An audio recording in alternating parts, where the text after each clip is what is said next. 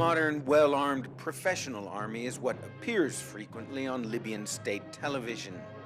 But Libyan prisoners of war, recently captured by rebels in the western mountains, paint a different picture. Opposition fighters are holding more than 100 Libyan army soldiers and officers in a school in Zintan.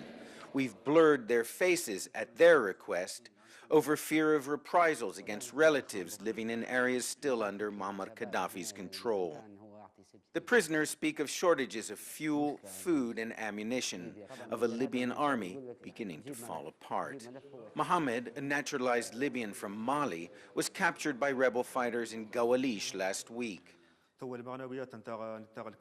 morale of the army for a while now is gone, he says. In all units, there have been many desertions. More than half of the men in my unit deserted, says 30-year-old Jamal, a captain. All of the men we interviewed said they had no desire to fight, and several referred to special units, many composed of naturalized Libyans from sub-Saharan Africa, whose job it is to kill anyone fleeing the front. Whoever retreats is shot, says Khalid, an 18-year Army veteran.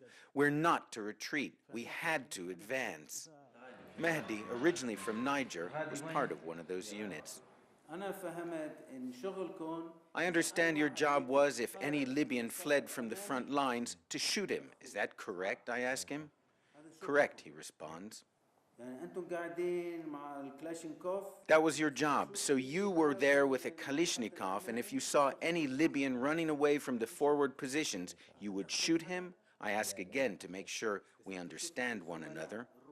That was our job, he answers. Did you shoot anyone, I ask? No, I didn't shoot anyone, he says.